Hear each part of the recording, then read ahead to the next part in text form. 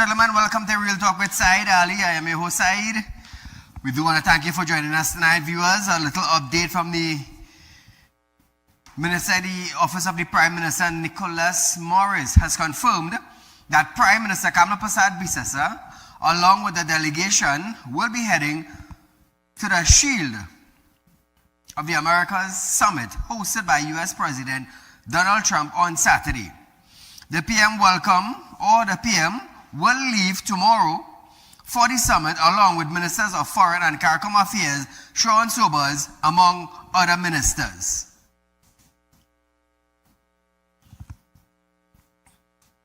The Honourable Prime Minister was invited by the United States President to attend a summit in Florida, and I'd like to say that the Prime Minister graciously accepted that invitation. And tomorrow, the Honourable Prime Minister will be leaving to attend the Shield of Americas Summit, which is being hosted by President Trump. The members of the delegation, the delegation of the Prime Minister, the Minister of Foreign and CARICOM Affairs, Honourable Sean Sobers, Minister Barry Padarat, and myself will be a member of the delegation. Morris said, the summit is an opportunity to build a relationship with the United States. Persad-Bissessar and Guyana President Irfan Ali were the only two Caribbean leaders invited to the summit. This is an opportunity for the Prime Minister to continue the relationship with and cooperation with the United States. And as we said previously, this is the strongest our relationship with the United States has been since we formed diplomatic ties with the United States. The Prime Minister will have an opportunity to have dialogue with the President of the United States, as well as other senior officials, including the Secretary of State, Mr. Marco Rubio, United States Trade Representative Jameson Gray, and Secretary of Energy Chris Wright. The Prime Minister, as well as you'll know that a number of other countries have been invited to this summit. We are one of two CARICOM countries being invited to the summit. So viewers, Jolene John will act as the Prime Minister while the PM is away. So my question to you, Trinidad and Tobago, my question. The only two invited in the Caribbean, President of Guyana, Irfan Ali, and the Prime Minister of Trinidad and Tobago, Kamla Persad-Bissessar. The only two. Was it because they supported the U.S. in this strike against Iran, together with Israel? Is it because of that? So what about all the members of the CARICOM? What about the rest of ministers in the Caribbean islands? What about those? Well, if that is the case, well, then we are seeing something, we are seeing a different trend. We are seeing a different trend. If you don't support the U.S., whether they are right or wrong, you could be left out. Which is a sad thing. Which is a sad, sad thing. Wow. Supporting comes with a price. Supporting comes with a price. And later on, we will see what that price is for Trinidad. So trying to go into our current affairs segment now.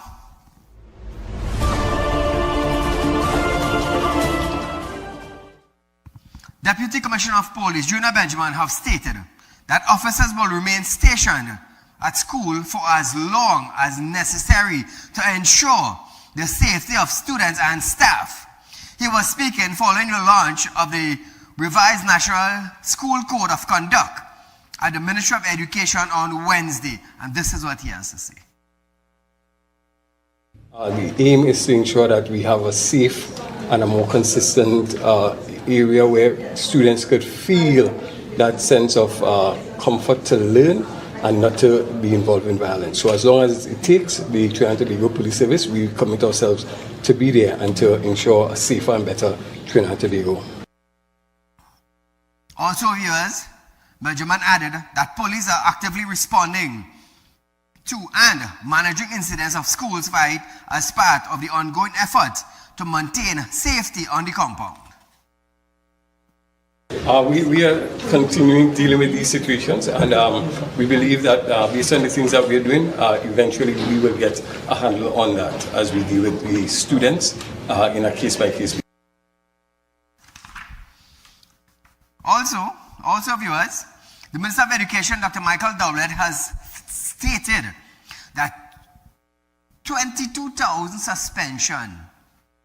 Listen carefully here. 22,000 suspension were recorded nationally between 2022 and 2025. He said this escalating trend in student misbehavior was a key factor behind the ministry decision to revamp the National School Code of Conduct, which was officially launched on Wednesday. He noted that violence-related incidents, particularly fights and assaults, have shown an upward trajectory in schools across the country. Listen to this. For highest risk secondary schools, violence-related suspensions were consistently high. In 2023-24, there were 875. 2024-25, 738. And 2025-26, 776. Possession and use-related infractions, including drugs, weapons, and vaping products, also remain significant. So Trinidad and Tobago, how do we address the problem now?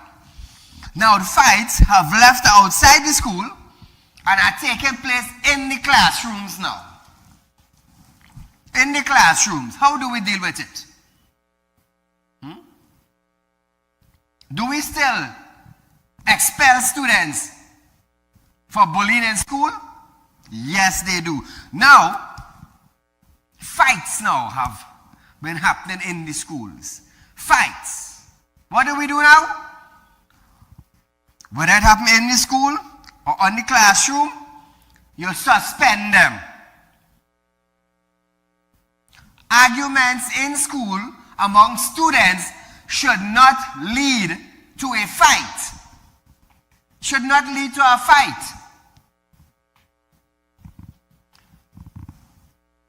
Ministry of Education needs to put down their foot a little more firm. Kamala Prasad-Biswas has said, and we all know this, education will lead us out of poverty. So if you are in the classroom and you're fighting, I expect the ministry to suspend you. Suspend you one time. No second chance. Everybody have been talking. When they go to school, don't fight. Or they will have arguments. Leave it right there. Don't let the argument go further than an argument. Now, you want to bring a knife to school?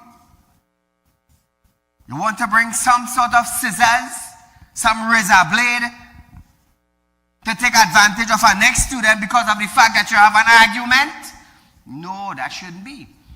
So the punishment for that now, you're expelled from school. It's simple. It is the harsh reality we are living in.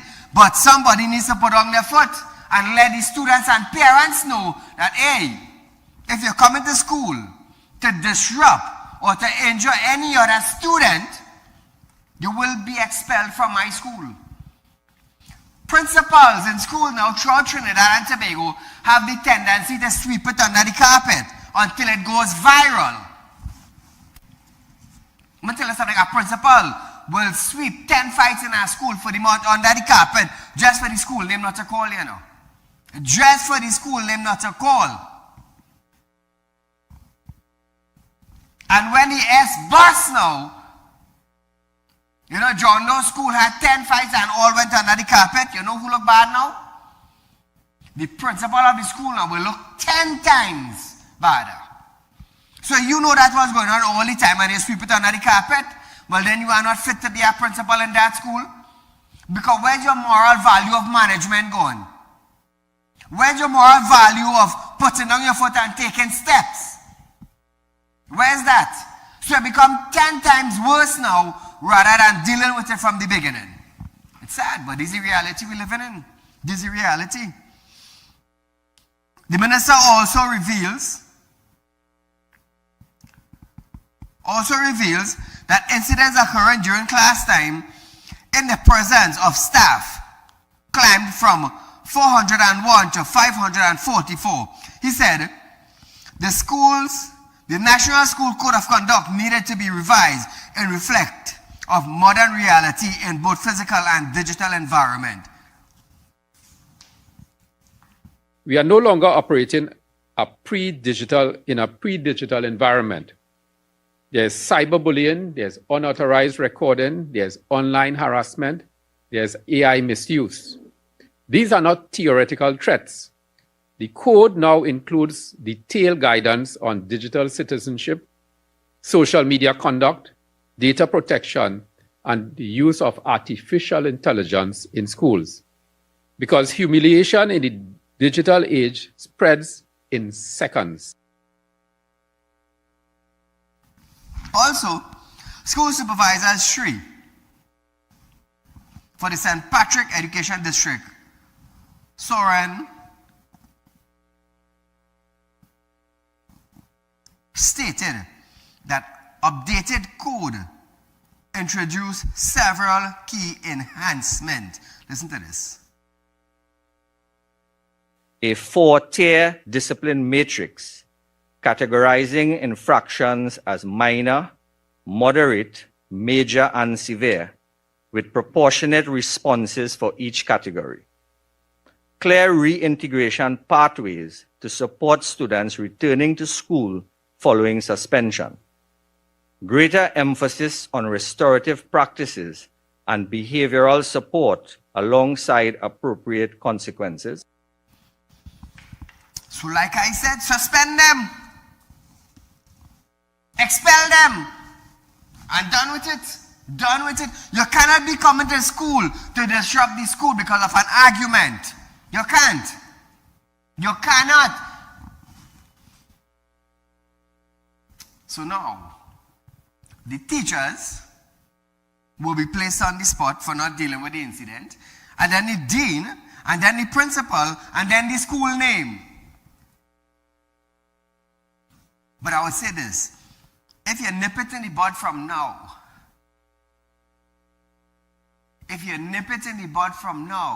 later on, it will be fixed. It will be fixed. Because if the teacher start complaining, and the teacher put down the foot in the classroom, and then you take it to the dean, and then you take it to the principal, and all of them say, you know what, shh, let me keep it down. We have a school to maintain. Let me tell you something, when you hear do boss, students will be saying, well, you know, this school had 10 fights, and nobody hear nothing about it. The teacher getting the backlash, the dean getting the backlash, the principal getting backlash, and then the name of the school now going public. So before it had happened, report the first incident and deal with it presently. So in a few months to come, we wouldn't have John Doe School having 10 fights and the principal cover it up.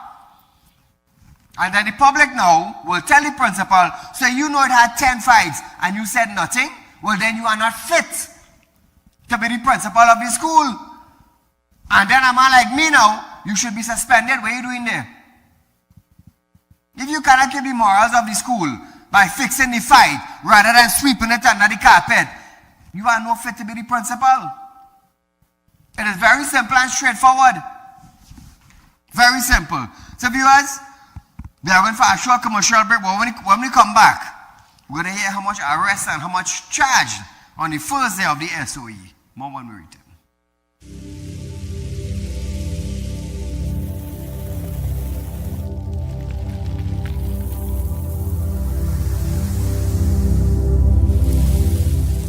We'll be right back.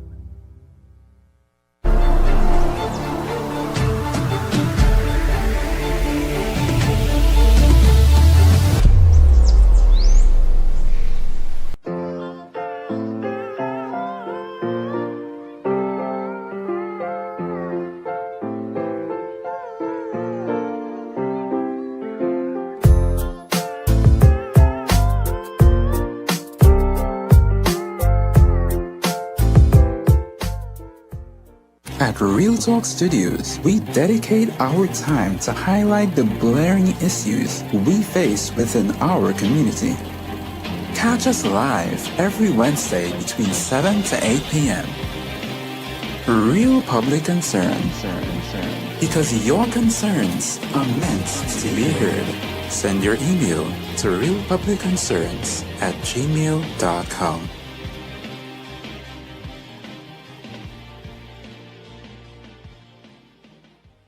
When life throws you a curveball and you need a clear path forward, trust Real Talk Wrecking Service to get you back on track. Whether you're stuck on the roadside or dealing with an unexpected breakdown, our 24/7 wrecking service is just one call away. Fast response, reliable towing, and a team that's got your back. At Real Talk Wrecking Service, we don't just tow, we rescue. Real Talk Wrecking Service, your lifeline on the road to recovery.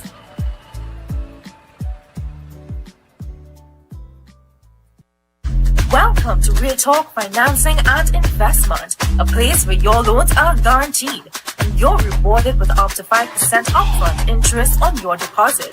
Why wait when you can invest with us today and reap the benefits?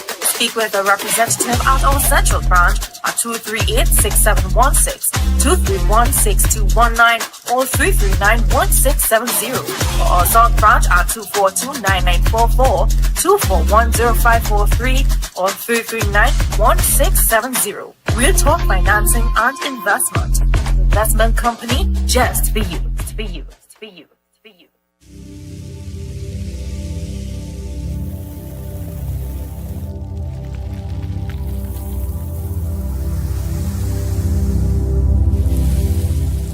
Welcome back. The Trinidad and Tobago Police Service carried out 95 operation on the first day of the state of emergency SOE, which began on Tuesday, resulting in 18 arrests and the seizure of 3 firearms. According to the operational report covering March 3rd to 4th, officers targeted 24 priority offenders during coordination exercise across several districts and divisions. Police conducted 718 searches of vehicle and premises and executed 36 traffic operation. Officers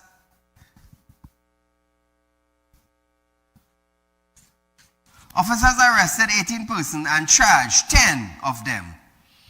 So in conducting these 718 searches of vehicle and premises, they executed 36 traffic operation. 36 traffic operation. Now, during the traffic exercise, police detected 138 traffic offense. So Trinidad and Tobago, maybe 138 tickets have been issued. I'm just saying. Firearm seizure, including 3 pistols, no revolvers, were recovered during the period. So Trinidad and Tobago, like I said, will be safe. During the SOE, there are 1 or 2 regulations to follow it. But at the same time, I want you to understand that police can enter into your house without a warrant, which normally exists in all the SOE that have been going on in Trinidad and Tobago under the UNC and the PNM administration. But this SOE has been extended, regulations have been extended in a broad language. Police can tell you, or a police officer can implement a curfew on an individual, which breaches human rights. Which breaches human rights. I want you to understand that. Good? Also, on a broader language, you have to be careful what you post on Facebook. You have to be careful what you say. But nevertheless, listen to this. Regional security expert Dr. Gavin Hira have stated that properly structured zone of special operation legislation could have reduced the need for Trinidad and Tobago latest state of emergency. He maintained that intelligence-led hotspot policing, supported by strong operational control, may have provided an alternative response to escalating crime. Listen to this. The ZOSO gives a certain sort of high visibility. It gives the increase of patrols, and it also gives the command and control. I mentioned that over certain areas that were intelligence-led and identified. Key to the ZOSO, so it's not just identifying areas and as hot zones or hot spots, and therefore there's a ZOSO in that area. Key to that is the command and control effect. So now, viewers, he further proposed the use of mobile command centers integrated into national security grid, allowing law enforcement to maintain a sustained presence in high-risk communities. He said, such an approach could strengthen deterrence and restore control to key corridors. One more time. And I went further to say that in our planning, in our theatering, we should also seek to, do that whole aspect of procurement and acquisition for mobile command centers that can be situated in certain areas related to these ZOSOs, or as we are right now in the SOE, so that there is a command and control presence of these areas, so that those mobile command centers would be command centers that are controlling an area. While the SOE is now in effect, Dr. Hira maintained that a full development zone of special operation framework may have offered an alternative to emergency powers. Trinidad and Tobago, the kind of emergency powers that were given to the police, to me, I'm going to tell you something, ridiculous. Ridiculous.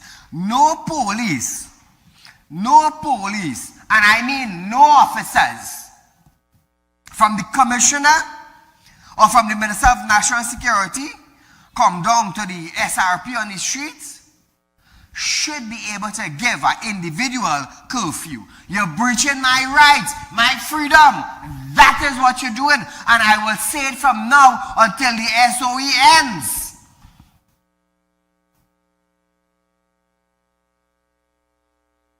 Like I said before, a bad mind police officer could cause problems for an individual who is a law-abiding citizen.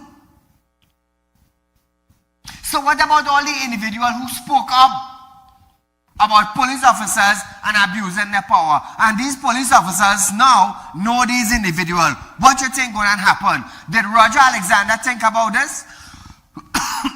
Excuse me. Did the Attorney General think about this? You see, they are in high position. They don't meddle with nobody again.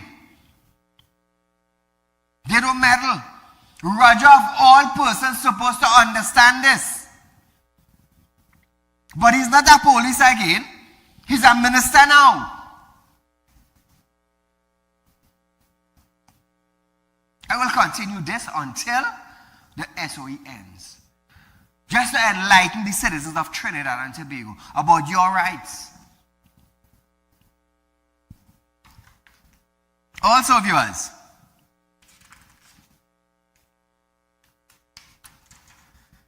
Opposition leader Penelope Beckles have stated that the People's National Movement, PNM, will host a public meeting in Tunapuna tomorrow, Friday, 6th of March 2026, to educate citizens about how their constitutional rights will be affected under the newly declared state of emergency.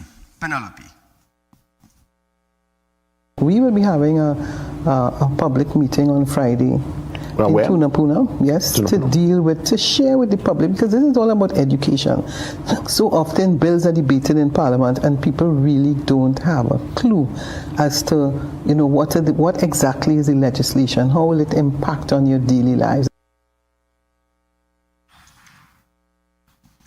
So viewers, she noted that while the declaration of the SOE often received the most public attention, many citizens remain unaware of the detailed regulation that governs how the emergency powers are exercised. Bechel said the meeting will provide an opportunity for the public to ask questions and gain clarity and understanding of the legal provision contained in regulation.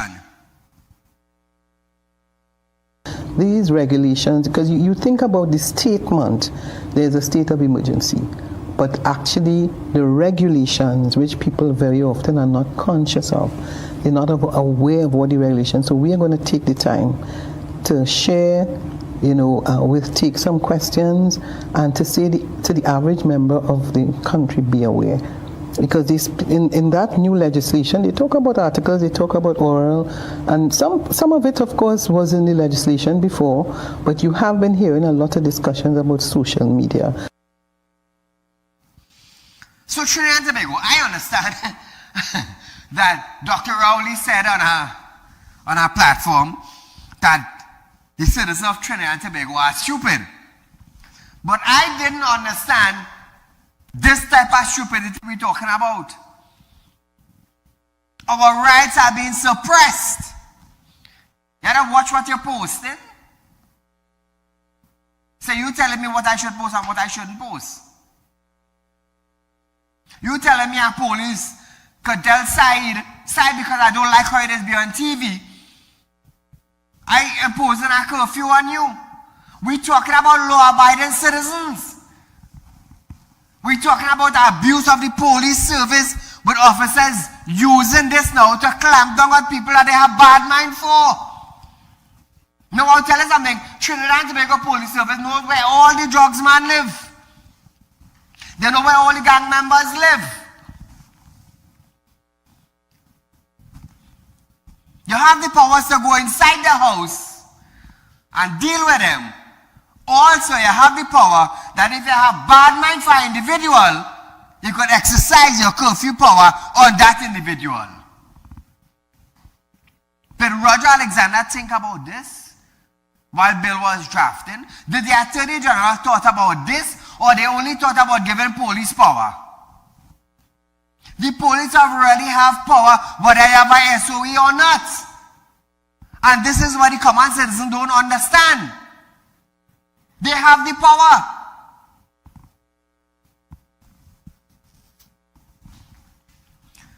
Trinidad and Tobago, is this the beginning of a dictatorship?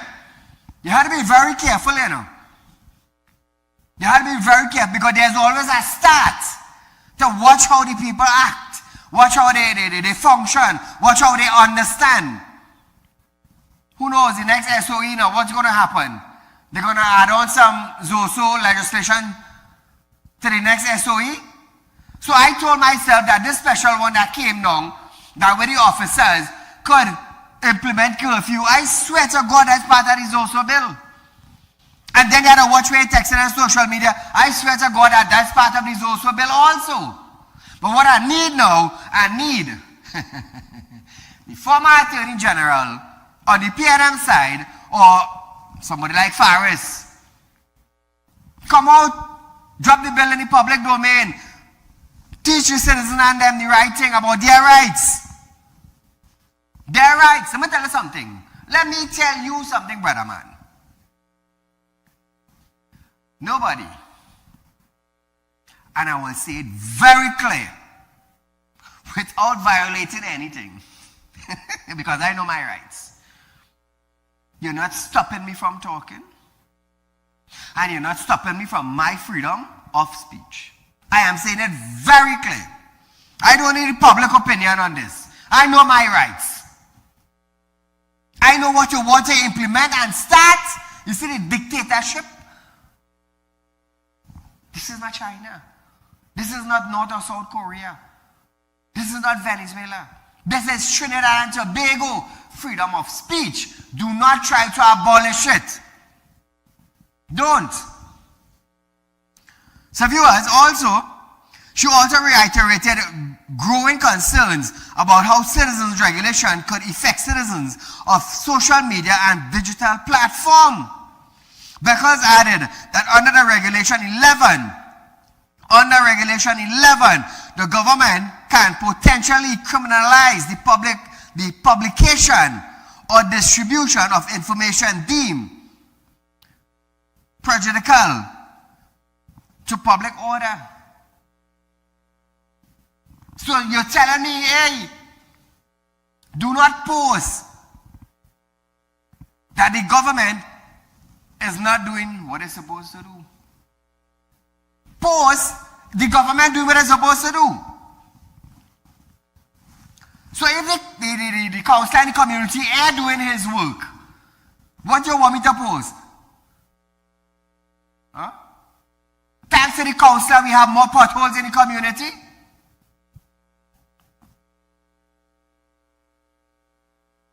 Let me tell you something. If all you're trying or throw out something to see how the public would take it, one voice they're shutting up is this one here. You see this one? You see this mouth? This ain't shutting. This is not an economist country. These are third world country. We have freedom to express, freedom to speech. Don't try to take it away.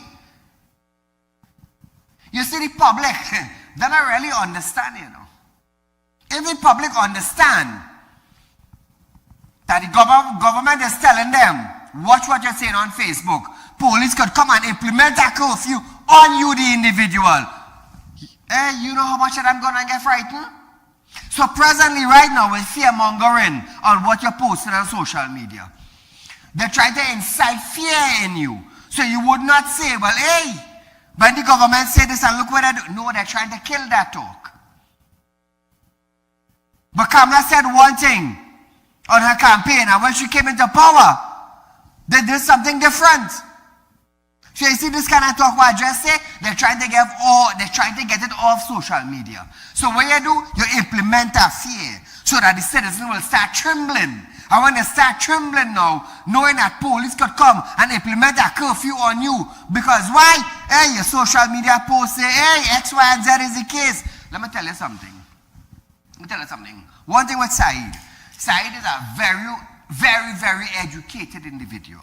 So listen to this now. Let me twist this topic for you, Trinidad and Tobago. Be careful what you post on social media. Good? It could be a charge, as what they're saying, of 100,000. If, well, automatically you violate. Good? So that's 100,000 or 5 years. That is one plan right there. Secondly now, when you're here, well, when they catch you guilty because of your post, and the police come to your house now, the police going to implement a curfew on you. You say X, Y, and Z about the UNC, or a UNC minister, here what's going on. I implementing a curfew on you, you will pay for what you do. You cannot go to work. I have nothing to say about your bills. I want to let you understand how it's working in hand, step by step by step. Your freedom of speech is being tested. It is being tested. So when you hear to come up with our next SOE, they will include that with something else. And when you do check, you know what? There's also all the legislation and amendment is also coming under effective under SOE. It's sad. It's sad. It's sad that the human beings who campaign on A, we will fix the streets, and A, the PNM government taxing people to get rich.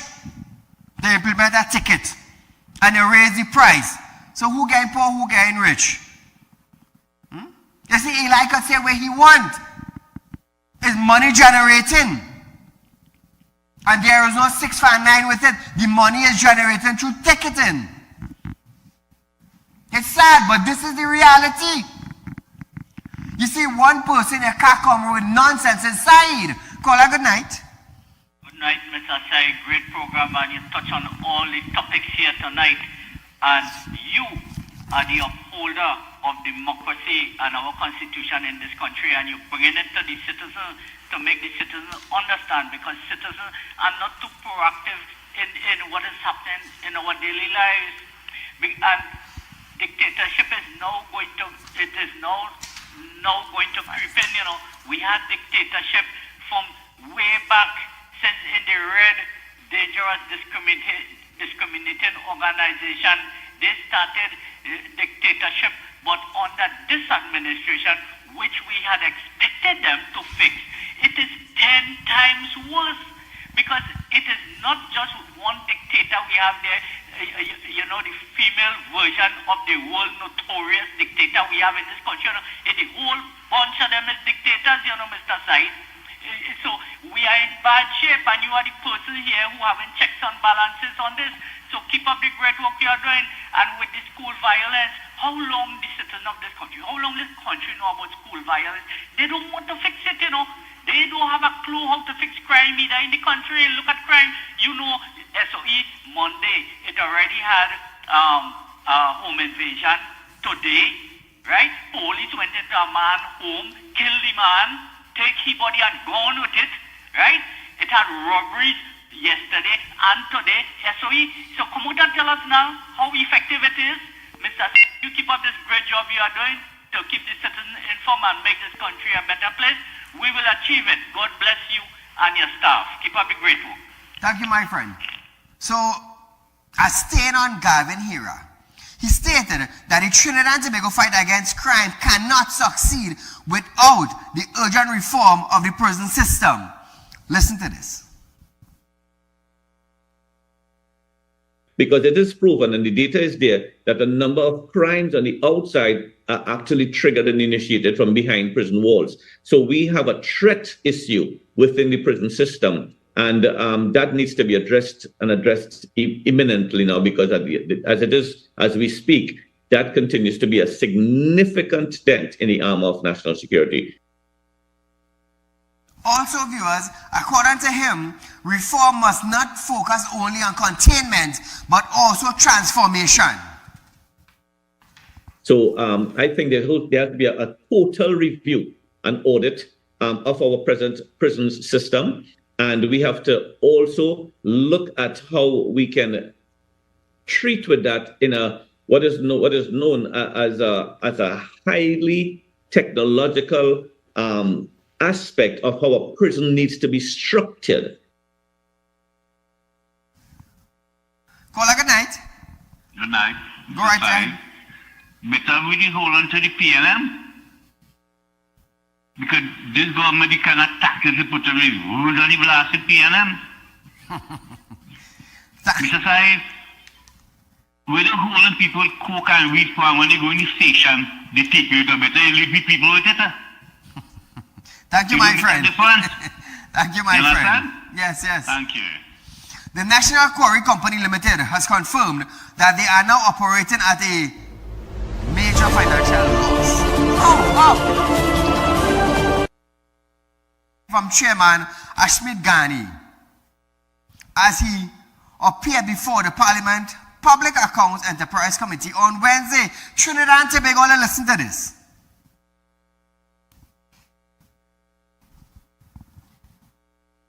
(2020 to 2025), National Quarries recorded a total loss of $135,800,000. National Quarries received government subventions from years ended September 2022 to September 2025 to the sum of $154,570,000. So Trinidad and Tobago, I want to ask this question. Now listen this.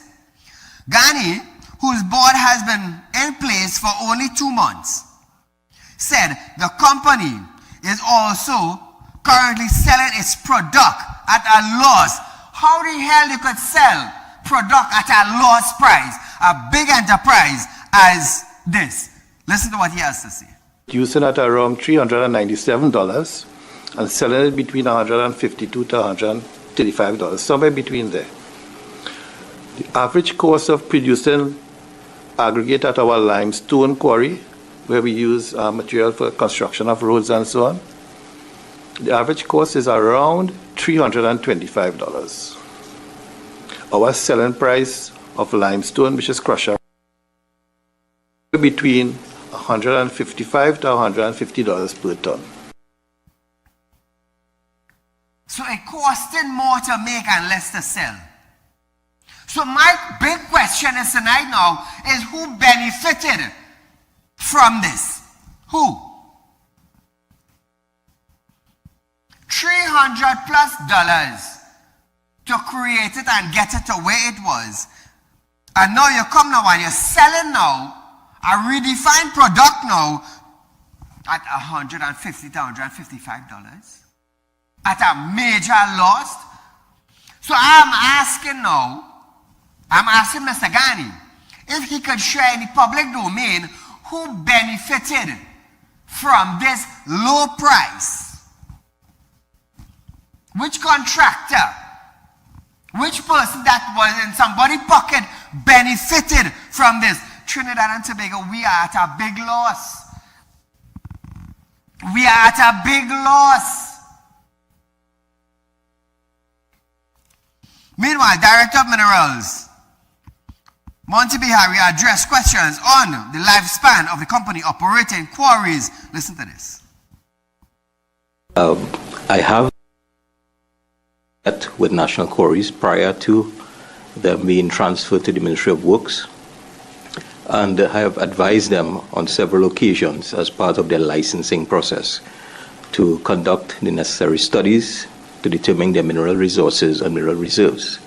Those figures would then determine the remaining life of the quarries and will be factored into all of their financial investment decisions. Caller, good night. Hey, Mr. Saieed, good night, sir. All right, just let me run through just a couple of points quickly. First of all, the first SOE didn't do nothing. All it did was it created an opportunity for the detainees to sue the state. So I don't know what the second one will do, except you'll give them an opportunity to see if you have naked woman pictures on your phone. Secondly, I'll have a little joke for your boy. I know how you feel about some humor. Nothing dangerous. If you look at yesterday's papers, do you know the Police Service Commission is commissioning a survey on public trust and confidence in the police at this point in time? Yes, I saw it.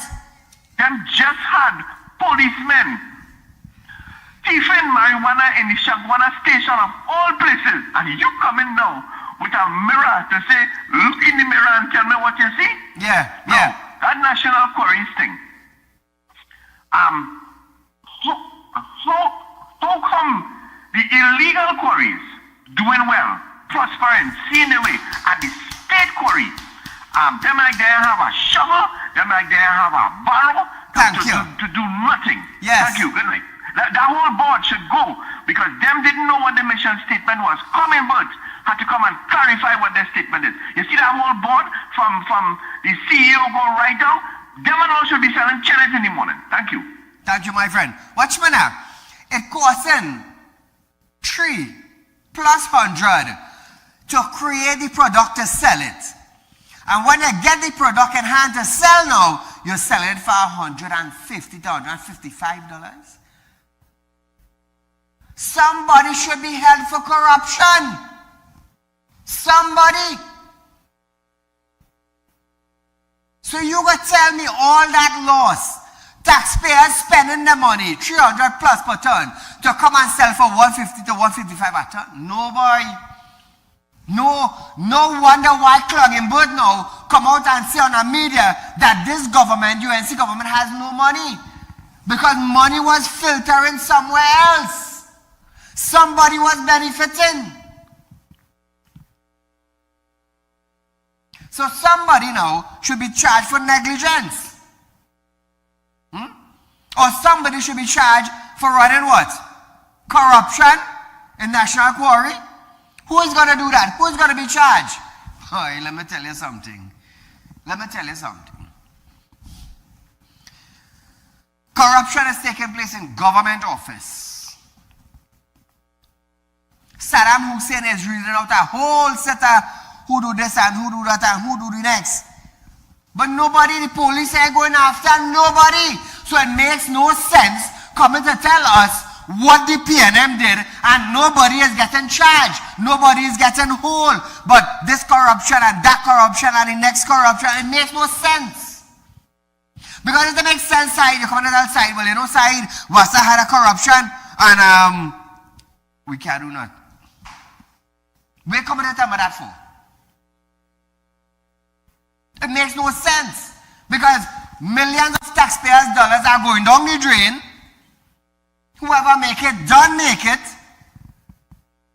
And somebody's in somebody's pocket and the police are going to hold nobody. We have police thieving marijuana. We have police moving files. And this is the reality of the country. And then when Saieed talking truth now,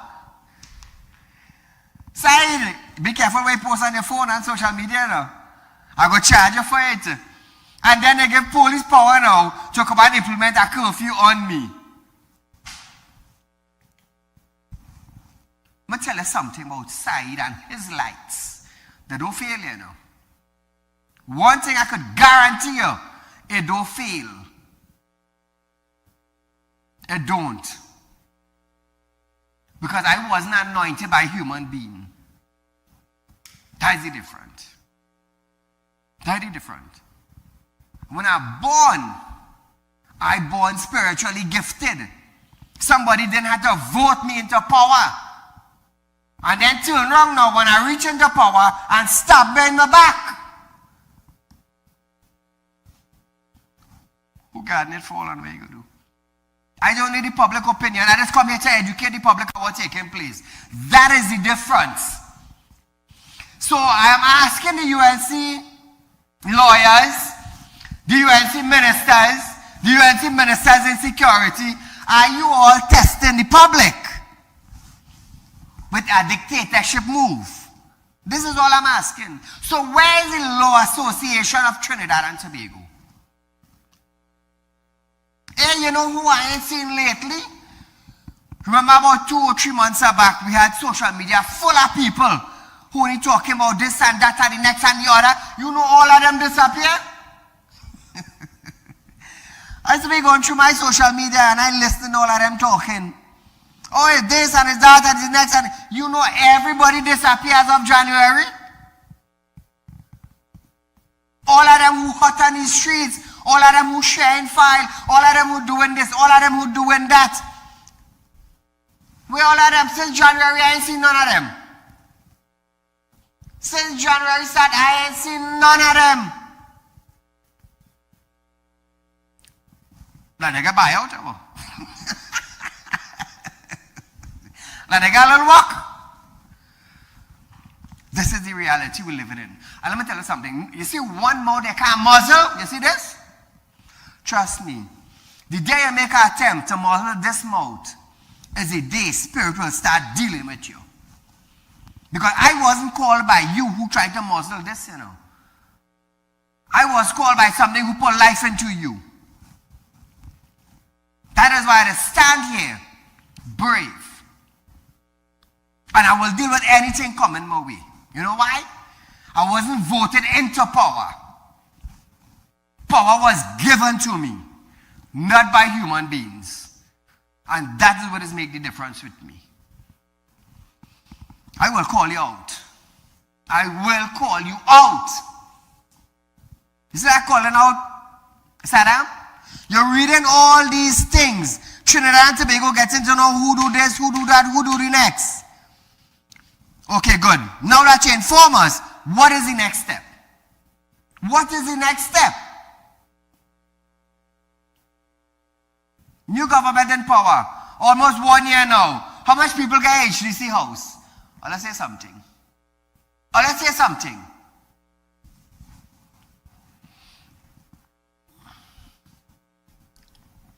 We're in March month. Next month will make it 12 months that the USC government in power. Everybody traveling. Everybody traveling. When USC was in opposition, oh, the PNM ministers traveling here and traveling there and traveling so, and nothing is being done. 1 year now, all of them traveling. What is being done? What is being done? Tell me. The same way I highlighted PNM is the very same way I am going to highlight the UNC. I am the only one in Trinidad and Tobago highlights these type of issues. I am the only one in Trinidad and Tobago asking where is the councillors and where is the ministers for the community. You put up yourself. Vote me in, we go fix this, we go fix that, we go fix the next. 9 years now, PNM communities remain the same way. No better off. 1 year now, UNC there. Where's all those UNC councillors? Where's the ministers for the community? What is the development in the country after 12 months? What? You know what we get in return? Be careful when you post it on social media. And I give police power to put a curfew over you. For voting you into power. That is what we got. That is what we got.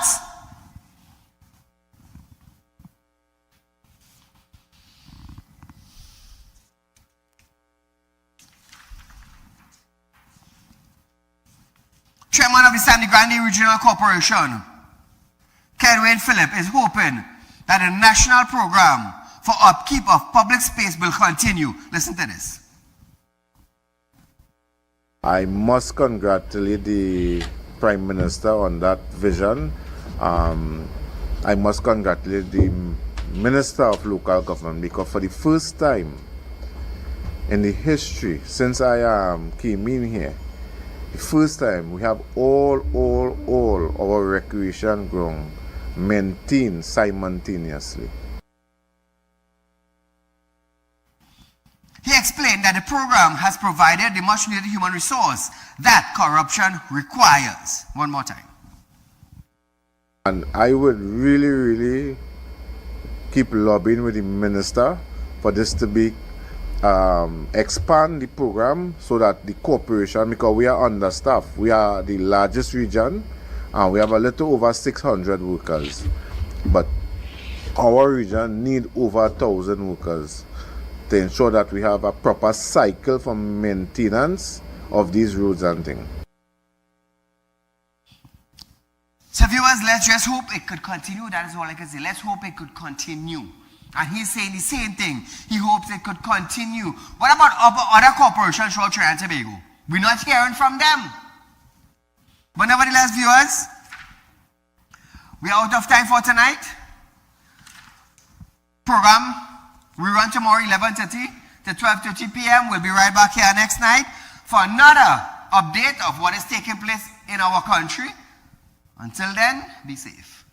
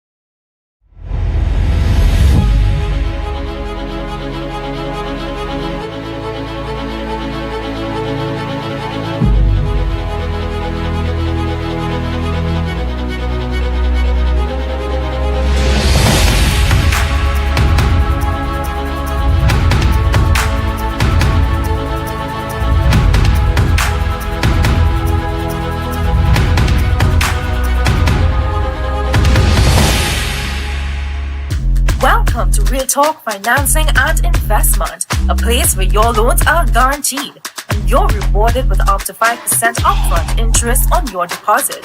Why wait when you can invest with us today and reap the benefits? Speak with a representative at our central branch at